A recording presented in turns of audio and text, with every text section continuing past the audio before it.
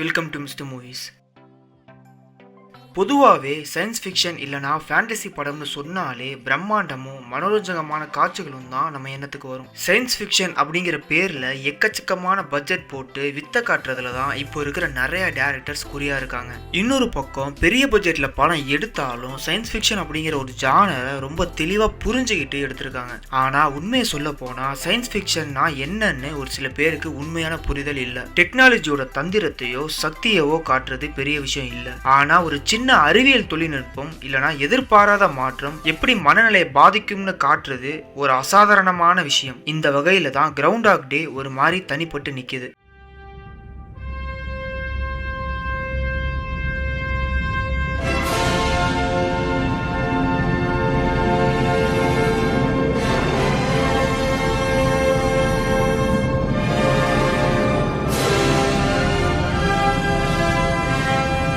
ஒரு படம் பார்க்குற ஆடியன்ஸ்க்கு மனநிலையை மாற்றுறதுக்கும் கருத்து திணிக்கிறதுக்கும் வித்தியாசம் நிறைய இருக்கு. கிரவுண்ட் டாக் டே ஒரு முக்கியமான கான்செப்டை பற்றி பேசுகிற படம். 30-40 வயசுக்கு அப்புறம் இப்போ பணம் புகழ் இல்லாமல் சம்பாதிச்சிட்டோம். இதுக்கு மேலே வாழ்க்கையில் என்ன இருக்கு? சந்தோஷம்னா என்ன? தினமும் எந்திரிச்சோமா, சாப்பிட்டோமா, வேலை செஞ்சோமா, தூங்கணுமான்னு இருக்கிற வாழ்க்கைக்கு என்ன அர்த்தம் அப்படிங்கிற ஒரு கஷ்டமான கேள்வியை எதிர்கொள்ற படம். இந்த மனநிலைக்கு பேர் தான் மிட் லைஃப் கிரைசிஸ் அப்படின்னு சொல்லுவாங்க. படத்தோட ஆரம்பத்துல பில் மூரியோட கேரக்டர் ஃபில்லுக்கு ஒரு வெதர் சேனல்ல ஒரு நல்ல வேலை இருக்கும். எல்லாரும் அவனை மதிப்பாங்க, அவன் கூட நல்லா பழகுவாங்க. ஆனா அவன் ஒரு முரடனா நடந்துப்பான். கிரவுண்ட் ஹாக் டேன்னு வருஷம் வர சின்ன புலத்தனமான ஒரு பாரம்பரியத்தை அவன் வெறுக்கிறான். இந்த சடங்குல ஃபில்னு ஒரு சின்ன விலங்கை பார்த்து குளிர் காலம் நீடிக்குமா இல்லையான்னு சொல்லுவாங்க. ஆனா அந்த விலங்க போலவே ஃபில்லுக்கு ஒரு வெறுப்பு. எல்லாருமே அவனை ஆட்டி படைக்கிறாங்கன்னு ஒரு சலிர்ப்பு ஏற்படுது. இப்போதான் கதையில ஒரு திருப்பு முனை வருது. இதுக்கப்புறம் வர காட்சிகள்ல ஃபில் ஒரு டைம் லூப்ல மாட்டிக்குவான். அவன் காலையில எந்திரிக்கும் போது தேதி மாறி இருக்காது. ஒரே தேதி தான் திருப்பி வந்துகிட்டே இருக்கும். இந்த நிலைமை ஒரு விதத்துல அவனோட சாமானிய வாழ்க்கை மாதிரிதான். தேதி மாறினாலும் வாழ்க்கை மாறாம இருக்கிற அவனோட தினசரி வாழ்க்கை இப்போ சிம்பாலிக்கே இல்லாம நிஜமாவே ஒரு நாளுக்குள்ளேயே மாட்டிக்கிட்டு இருப்பான். இந்த அனுபவம் ஃபில்லுக்கு யோசிக்க ஒரு வாய்ப்பு கொடுக்கும். இந்த படத்துல ஃபில் எப்படி மாற்றத்தை அடையிறான்னு தான் கதை இருக்கும். முதல்ல சலிப்பா இருக்கிற அவன் பயப்படுவான். அப்புறம் தினமும் என்ன நடக்குதுன்னு தெரிஞ்சு அதை அவனோட சுயநலத்துக்காக பயன்படுத்திக்கிட்டு வருவான். அவன் தினமும் பார்க்குற இன்சூரன்ஸ் ஏஜென்ட் கிட்ட அவன் நடந்துக்கிற விதம் எப்படி மாறுதுன்னு படத்தை பார்த்தா தெரியும். இதுல சுவாரஸ்யமான விஷயம் என்னன்னா அவனுக்கு என்ன வேணாலும் பண்ண முடியும். ஆனா அவனுக்கு ஒரு நாள் தான் டைம் இருக்கும். இந்த மாதிரி டைம் லூப் கான்செப்ட் சினிமாவுக்கு புதுசு இல்லை.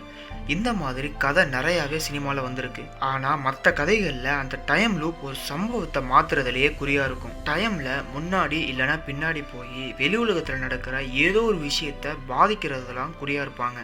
ஆனால் கிரவுண்ட் டாக் டே படத்தை பொறுத்த வரைக்கும் ஃபில்லோட மனசில் இருக்கிற மாற்றத்தை பிரதிபலிக்கிறது தான் கதையோட முக்கியமான அம்சமாக இருக்கும். ஏன்னா வெளி உலகத்தில் தான் மாற்றமே இருக்காதே. கதையை பொறுத்த வரைக்கும் ஃபில் ஒரு ஞானி. அந்த நாளை மறுபடியும் வாழ்ந்து அவனுக்கு அதோட எல்லா நுணுக்கங்களும் தெரிஞ்சு இருக்கும். இந்த ஞானத்தை அவன் எப்படி பயன்படுத்துறாங்கிற விதம் மாறிக்கிட்டே இருக்கும். ஆரம்பத்துல சுயநலத்தை மட்டுமே பார்க்குற ஃபில் வெறுப்படைஞ்சு அப்புறம் மற்றவங்களுக்கு உதவுறதுல தான் உண்மையான சந்தோஷம் இருக்குன்னு கத்துக்க ஆரம்பிப்பான்.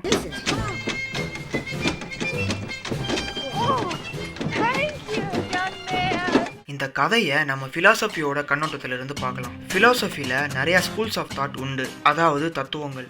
அதில் கிரீக் ஃபிலாசபிஸில் சில முக்கியமான ஃபிலாசபிஸ் உண்டு. ஹெடோனிசம், ஸ்டாய்சிசம். இந்த ரெண்டு ஃபிலாசபியும் வாழ்க்கையை நம்ம ஏற்றுக்கிற விதத்தை வேற மாதிரி பார்க்கும். ஹெடோனிசம்ங்கிறது சுகத்தை தேடுற ஃபிலாசபி. வெளி உலகத்தில் பொருளாதார வெற்றியும் சுகமும் தான் சந்தோஷத்தை கொடுக்கும், ஞாபகத்தை உண்டாக்கும் அப்படின்னு சொல்கிற ஒரு ஃபிலாசபி. அரசியல் ரீதியாக பார்த்தா இது ஒரு கேபிட்டலிஸ்ட் ஃபிலாசபி. இந்த மாதிரி ஒரு ஃபிலாசபி தேசத்தோட பொருளாதார வளர்ச்சிக்கு முக்கியமாக இருந்தாலும் மனதளவில் சந்தோஷத்தை கொடுக்குமான்னு ஒரு சந்தேகம் எழும். அமெரிக்காவை நிறைய பேர் இந்த காரணத்துக்காக தான் குத்தி காட்டுவாங்க. ஸ்டாய்சிசம் ஒரு சமநிலையான பிலாசபி. சந்தோஷத்தை வெளி உலகத்துல தேடாம நமக்குள்ளே தேடுறது தான் உயர்வான விஷயம் அப்படின்னு சொல்லி இன்பத்திலையும் துன்பத்திலையும் ஒரே மாதிரி எடுத்துக்க முயற்சி பண்ணுவாங்க இந்த பிலாசபியை ஃபாலோ பண்றவங்க. நிலையா நிக்கிறது உனக்குள்ள நீ சேகரிக்கிற அனுபவங்கள் மட்டுமே அப்படின்னு சொல்லியிருப்பாங்க.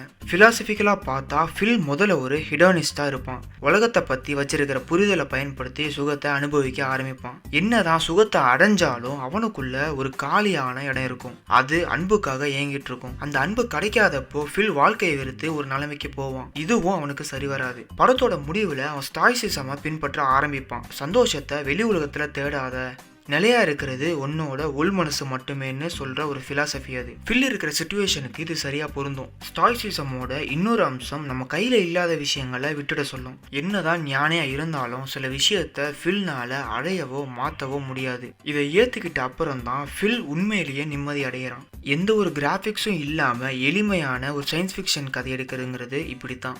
விசேஷமான நாட்களுக்கு வெயிட் பண்ணாதீங்க, எல்லா நாளுமே விசேஷமா மாத்துறது உங்க கையில தான் இருக்கு அப்படின்னு ஒரு கருத்து கிரவுண்டாக் டே படத்துல இருக்கும். ஆனா ஒரு டயலாக்லயோ இல்ல சீன்லயோ இதை யாரும் சொல்ல மாட்டாங்க.